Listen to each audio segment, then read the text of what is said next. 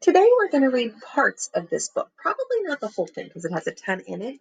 It's called At Ellis Island, A History of Many Voices by Louise Peacock and illustrated by Walter Lyon Crudup. It looks super cool. When I flipped through this book, I was so excited about taking a look at it with you. So here's a picture of Ellis Island on our title page. And here's an author's note to start us out. Ellis Island was as much a surprise to me as it was for the thousands of immigrants who once passed through its doors.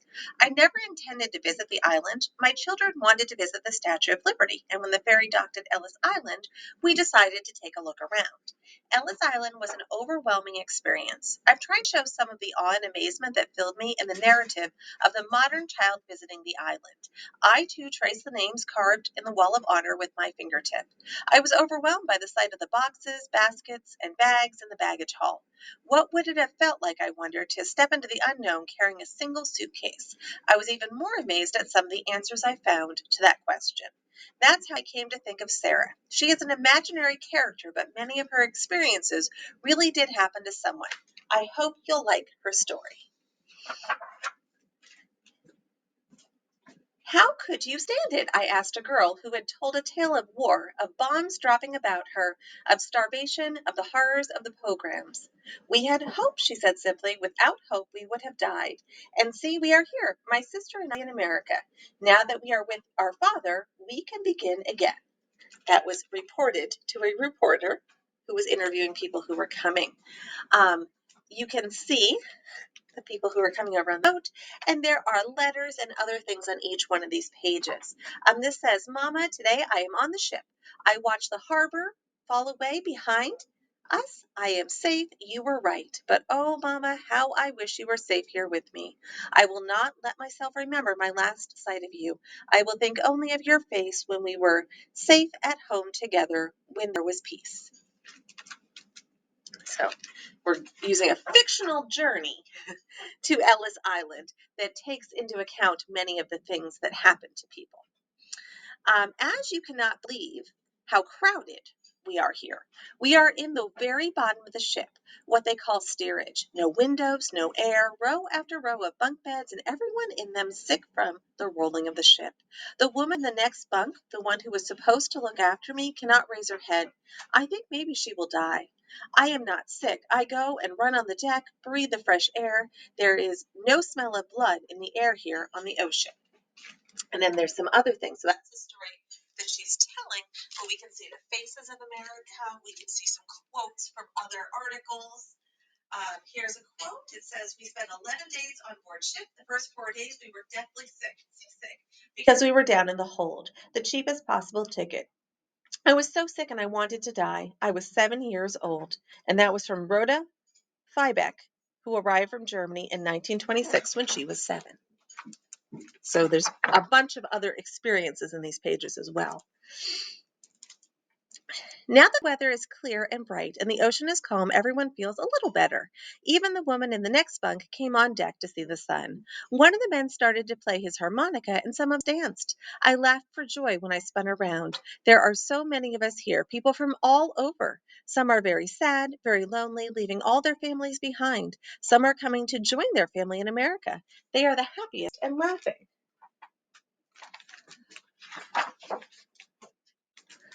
The food is not very good. I eat it anyway, Mama. I think you would tell me to do that if you were here. We have 10 plates. We can wash them after each meal, but there isn't much hot water, so it is hard. I can't wash myself either. You would not like the way I look today, all dirty and my hair all tangled. I try the best I can. Watch over me, Mama. Your loving daughter, Sera. And again, there's some other pictures from people who came through Ellis Island. Dear Mama, a terrible storm these 3 days. They drove us down into the hold and bolted the doors so we couldn't come up again. Everything roared down there like the ocean itself was swallowing us. The ship rolled so hard it knocked me out of my bed and I bruised myself on the floor. Everyone was crying and praying and screaming. I prayed to our Father, the prayer you taught me. I guess he listened this time because finally the ship stopped heaving. They opened the doors and we could see the sunlight again, the first in days. It made me blink and blink.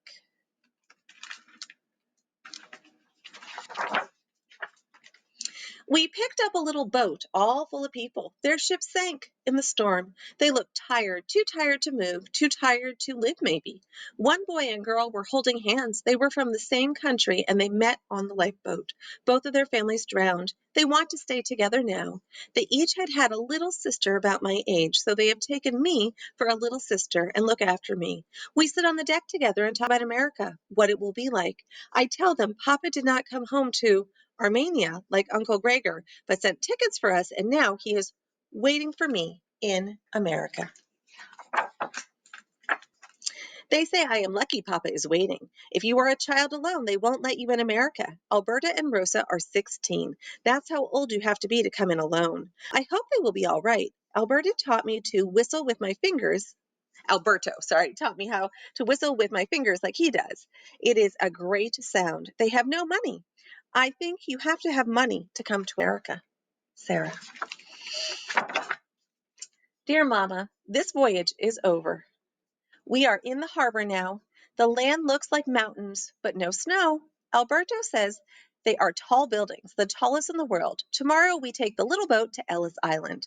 Oh, Mama, I saw the lady. We all pushed and shoved to get where we could see her. She is so beautiful, with her crown and her torch held high. Her face looks like yours, Mama, so calm and kind. I wept with joy when I saw her. And the lady they're talking about is the Statue of Liberty. You can see a black and white picture of her from around that time. The little boat came to a dock. They pinned a number to my dress. Why do I wear a number? They have on uniforms like the soldiers at home. I'm a little frightened, Mama. Look down on me here. Help me to be brave. Hurry, hurry. We all rush to the big brick building. Some leave their boxes at the door, but I am carrying nothing. We walk up the big staircase in a line. The men in uniforms look hard at us as we walk. Sometimes they make a mark on someone's coat. See pictures of those things happening. I have never seen a room like this, Mama. It is bigger than a church. The high windows let the sun stream in on us. Beautiful. I just want to stare and stare. Such a place. But so much noise. I have never heard so many people talk at once in all the languages there are.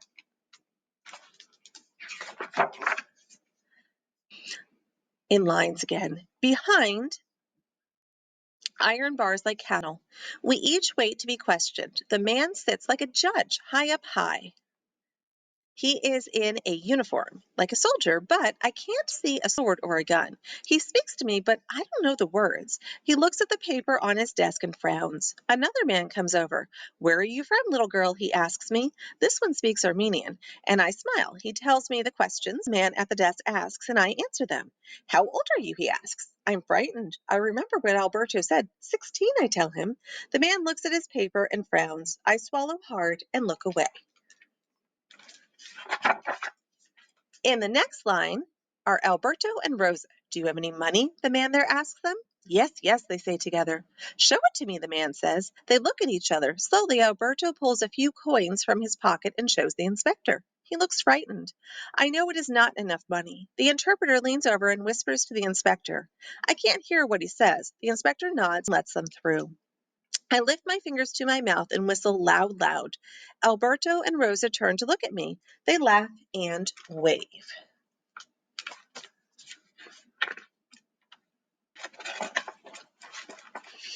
Little girl, the interpreter's voice is loud, and I jump. Go and wait over there. He points to a group on the side of the room. They are behind wire, like a cage, like a pen. Are they putting me in jail? Is it because I whistled? I'm sorry, I won't make a sound. Go along, he says, wait over there. He pushes me into the pen. So for most immigrants, Ellis Island was not easy. Soon I am in a little room. There are more men to ask questions here, besides the ones who tells me what to say. They do not wear uniforms, just suits. No one looks angry, but I'm frightened, Mama. Now, little girl, what is your name? Sera Asidian. My voice is small. And how old are you? I know it is wrong to lie, but I don't see Papa here to claim me, and I must come into America. What can I do? 16, I whisper. What year were you born? I remember that. 3 years after the year they burned Adana, the year they killed grandfather and grandmother. The man says, 1896 to himself. He looks at me and his voice is very gentle. So you were born around 1899 or 1900. Then you are not really 16, are you? I can barely breathe. No, I whisper. No, I'm only 10. And I hang my head. He frowns. What adult is with you? Papa? Where is he? Did he travel with you? No, no, he is here now, here in America. I choke a little. My ticket. Papa paid my ticket. Where's your papa? They ask me. Where? I take out the piece of paper and hand it to them. It is Papa's last letter to us before the killings. It has the address on it. We will send him a telegram. One man says, don't be afraid. He will come for you tomorrow. I sigh, closing my eyes, all the breath falling out of me. They take me to a big room with many beds. I am so tired. I lie down and fall asleep. I even forget to say my prayers, Mama. Just this once. In the night, I dream of home, of you smiling at me and singing a lullaby. Then the shots come, and I wake up screaming. It is morning. No one is shot here. That was just my dream. I wash myself. I eat in the big dining hall. I walk outside. I wait for Papa. Soon we will be together in America, just like you told me. Sera. Dear Mama, it is many days now, Mama. Papa is still not here. I learn a little English from the guards. Papa today, I ask? Not yet, they say, not yet. It is a long time. Today a guard takes my hand and leads me out of the room. Is Papa here, I wonder? But he leads me to the dock and pins a tag on me. Other people are here with me, a family of gypsies, a woman with a sick child. Everyone looks sad, so sad. The interpreter speaks to me gently. We are sending you back, he says. It is a law. A child cannot come to America alone.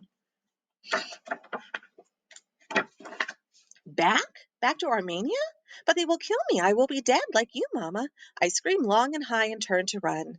The guard catches me. They put me in the little boat and it leaves the dock. Mama, help me. I will die if I go back. Die like all the others. Mama, Mama, look down from the angels and help me, help me. I fall on the deck, sobbing. They are calling names, and people are climbing on the big boat. They check our tags against the list. I am so cold in my heart. They are sending me back. Then another little boat besides ours. A guard calls Sera, a Sidian. That's me, I cry. What's happening? They put me on the other little boat. The man in a suit is there. Your father has arrived, he tells me. We'll meet him now. In the big hall, there is a man waiting. I look up at him. So tall. Is it Papa? I can't remember how he looks. Oh, Mama, how I wish you were here. The inspectors ask him questions, and they look at papers. Then they smile. Yes, this is your Papa, they tell me. Sera? He leans over and lifts me up, even though I am a big girl now, too big to lift like a baby. Then suddenly I remember. I remember Papa standing outside our house, lifting me in his big arms, high into the sky, and all around me, the dove's wings fluttered like angels, and you were singing, Mama. I remember. Papa, I cry, hugging him, holding him. I am laughing, and we are both laughing now. Papa, I am in America. All right. So that was one girl's story. And there's not enough time in this video to look at it all, but each of the pages had so much more. I feel like I could read this book again and read the information. I might do that in a second recording. But that was on Ellis, or at Ellis Island, A History of Many Voices.